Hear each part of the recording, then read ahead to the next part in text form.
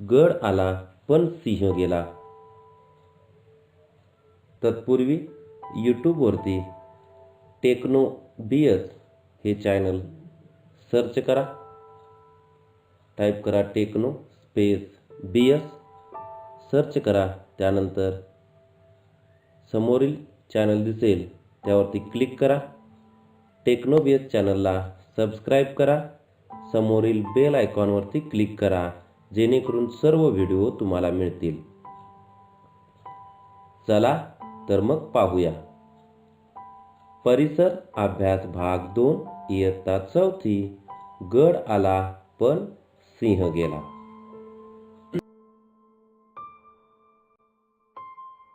माँसाहेबांची इच्छा. शिवरायांनी जयसिंगास दिलेले 23 किल्ले अजून मुघलांकडे होते. कोंढाणा हा त्यातलाच एक किल्ला. एक दिवस जिजामाता शिवरायांना म्हणाल्या, शिवबा, कोंढाण्यासारखा बळकट किल्ला मुघलांच्या हाती असणे बरे नाही. तो परत घे.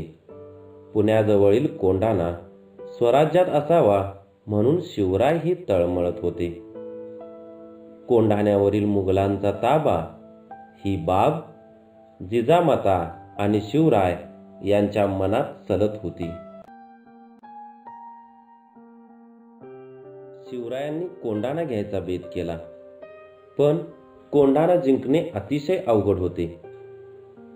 शिवराय विचार करू लागले, या कामगिरीसाठी निवडावे कुणाला?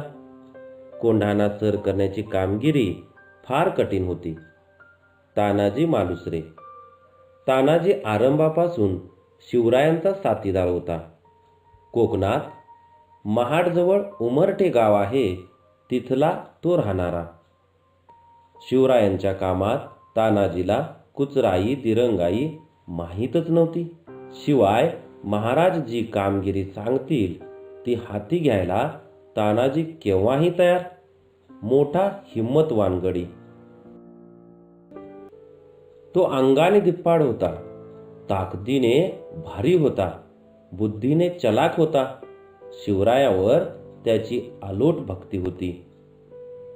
आधी लग्न कोंढाण्याचे. तानाजी आपल्या मुलाच्या लग्नाच्या गडबडीत होता. त्याचा एकुलता एक मुलगा रायबा. तानाजीच्या घरी रायबाच्या लग्नाची तयारी जोरात चालली होती. लग्न 4 दिवसावर येऊन ठेपले होते. तानाजीला वाटले, महाराज आणि माँसाहेब यांना लग्नाला बोलवावे. तो शेलार मामाला बरोबर घेऊन रायबाच्या लग्नाचे आमंत्रण देण्यासाठी शिवरायांकडे आला. शेलार मामाने शिवरायांना लग्नाचे आमंत्रण दिले. शिवराय म्हणाले, शेलार मामा, तुम्ही रायबाचे लग्न उरकून घ्या. आम्ही स्वतः काही लग्नाला येऊ शकणार नाही, कारण आम्ही जातीने कोंढाण्याच्या कामगिरीवर जाणार आहोत. शिवरायांचे हे शब्द ऐकताच तानाजी म्हणाला, महाराज, तानाजी जिवंत असताना असल्या जीवावरच्या कामगिरीवर आपण जाणार? मग आम्ही कशाला? ते काही नाही. आधी लग्न कोंढाण्याचे, मग रायबाचे. कोंढाण्याच्या कामगिरीवर मीच जाणार. मला आशीर्वाद द्या. तानाजीचा बेत. तानाजी कोंढाण्याच्या स्वारीवर निघाला. कोंढाणा किल्ल्यावर जयसिंगाने नेमलेला उदेबान हा राजपूत किल्लेदार होता. तो मोठा, कडक होता.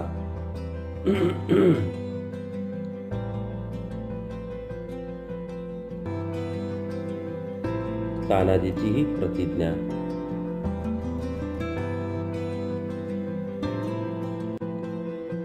गडाला 2 दरवाजे होते. दोन्ही ठिकाणी उदेवानाने पक्का बंदोबस्त ठेवला होता. तेव्हा गडावर जायचे कसे? तानाजीने गडाभोवती टेहाळणी केली. पश्चिमेला उंचच उंच कडा होता. त्या बाजूला पहारा नव्हता. तानाजीने कडा चढून जायचा बेत केला. तानाजी आपल्या धाकट्या भावाला म्हणाला, सूर्याजी, तू 500 घडी घेऊन कल्याण दरवाजा गाठ. मी 300 मावळे घेऊन कडा चढून गडावर येतो. गड चढताच आम्ही कल्याण दरवाजा उघडतो. मग या तुम्ही आत, घुसा एकदम, धुव्वा उडवू शत्रूचा, चला. सूर्याजी आणि तानाजी दोघे 2 वाटांनी निघाले. कड्यावरून गडावर. रात्रीची वेळ होती. तानाजी व त्याचे मावळे कड्याच्या पायथ्याला काळोखात उभे होते. रात किडे किरकिरत होते. तानाजीचे 5-6 तरुण मावळे कडा चढायला पुढे झाले. कडा केवढा उंच, पण ते कपारीत धरून, कोठे फटीत बोटे घालून मोठ्या हिमतीने कडा चढून वर गेले. वर जाताच त्यांनी दोराचे एक टोक एका झाडाला घट्ट बांधले. मग काय, तानाजी आणि त्यांचे मावळे दोरावरून भराभर वानरासारखे कडा चढून गडावर गेले. तानाजीचा पराक्रम. इकडे सूर्याजीने आपल्या मावळ्यांसह कल्याण दरवाजा गाठला व तो उघडण्याची ते वाट पाहत राहिले. लढाईला सुरुवात झाली. उदेबानाला खबर लागली. नगारा वाजला. उदेबानाचे सैन्य मावळ्यावर चाल करून आले. हातघाईची लढाई सुरू झाली. तलवारीला तलवारी भिडल्या. सपासप वार होऊ लागले. ढाली खणानू लागल्या. मशालीचा नाद सुरू झाला. मावळ्यांनी कल्याण दरवाजा उघडला. तानाजी सिंहासारखा लढत होता. उदेबानाने त्याच्यावर झेप घेतली. दोघांची झुंज सुरू झाली. दोघेही शूरवीर, कोणीही आटेना. इतक्यात तानाजीची ढाल तुटली. त्याने हाताला शेला गुंडाळला. शेल्यावर वार झेलत तो लढू लागला. शेवटी दोघेही एकमेकांच्या वारांनी जबर जखमी झाले आणि धारातीर्थी कोसळले. गड आला पण सिंह गेला. तानाजी पडला हे पाहून मावळ्यांचा धीर खचला. ते पळू लागले. सूर्याजी व त्यांच्या बरोबरचे मावळे कल्याण दरवाजातून आत येऊन पोचले. आपला भाऊ पडलेला पाहून सूर्याजीला दुःख झाले. पण ती वेळ दुःख करण्याची नव्हती, लढण्याची होती. सूर्याजीने कड्यावरचा दोर कापून टाकला. पळणाऱ्या मावळ्यांना तो आडवा गेला आणि म्हणाला, अरे, तुमचा बाप इथे मरून पडला आहे. तुम्ही असे भागुबाईसारखे काय पळता? मागे फिरा. मी कड्यावरचा दोर कापून टाकला आहे. कड्यावरून उड्या टाकून मरा, नाहीतर शत्रूवर तुटून पडा. मावळे मागे फिरले. घनघोर लढाई झाली. मावळ्यांनी गड सर केला. पण गड सर करताना तानाजीसारखा शूर मोहरा धारातीर्थी पडला. जिजामातेस व शिवरायांना ही बातमी कळली. त्यांना खूप दुःख झाले. गड ताब्यात आला, पण सिंहासारखा शूर तानाजी गेला. शिवराय खूप हळहळले आणि म्हणाले, गड आला पण सिंह गेला. कोंढाण्याचे सिंहगड हे नाव सार्थ झाले. ही घटना सन 1670 मध्ये घडली. पुढे उमरठे गावी जाऊन शिवरायांनी रायबाचे लग्न केले.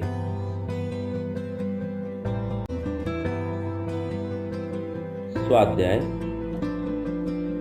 अचूक पर्यायाचे वर्तुळ रंगवा. प्रश्न पहिला. तानाजी हा कोकणातील या गावचा राहणारा होता. पर्याय: महाड, चिपळूण, उमरठे, रत्नागिरी. यापैकी उत्तर आहे उमरठे.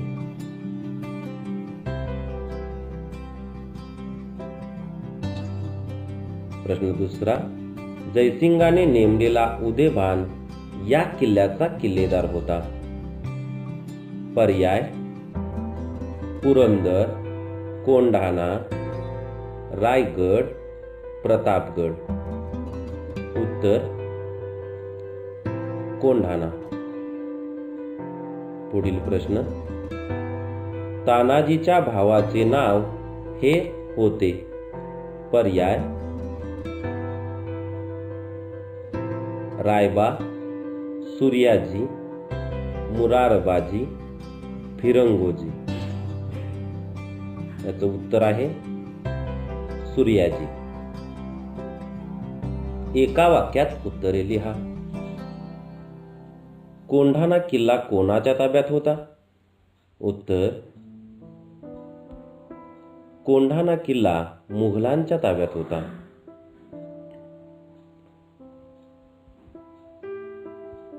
कोंढाणा किल्ल्यासंबंधी जिजामाता शिवरायांना काय म्हणाल्या? उत्तर जिजामाता कोंढाणा किल्ल्याबद्दल शिवरायांना म्हणाल्या, शिवबा, कोंढाण्यासारखा बळकट किल्ला मुघलांच्या हाती असणे बरे नाही, तो परत घे.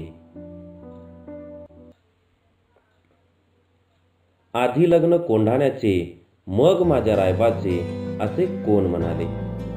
उत्तर आधी लग्न कोंढाण्याचे मग माझ्या रायबाचे असे तानाजी मालुसरे म्हणाले. 2 ते 3 वाक्यात उत्तरे लिहा. सेलार मामाने शिवरायांना रायबाच्या लग्नाचे आमंत्रण दिले, त्यावेळी शिवराय काय म्हणाले? शिवराय म्हणाले, सेलार मामा, तुम्ही रायबाचे लग्न उरकून घ्या. आम्ही स्वतः काही लग्नाला येऊ शकणार नाही, कारण आम्ही जातीने कोंढाण्याच्या कामगिरीवर जाणार आहोत.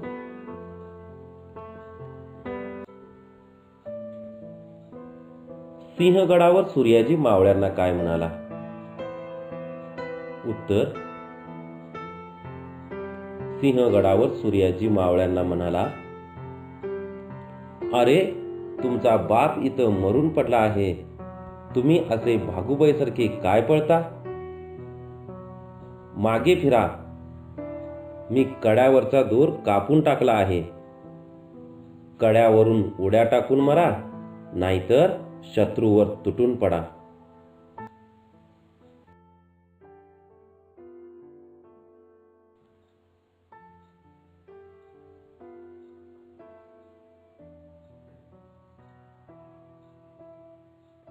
व्हिडिओ आवडल्यास लाईक करा. व्हिडिओ कसा वाटला त्याबद्दल कमेंट करा. आणि हा व्हिडिओ शैक्षणिक ग्रुपवर नक्की शेअर करा. धन्यवाद.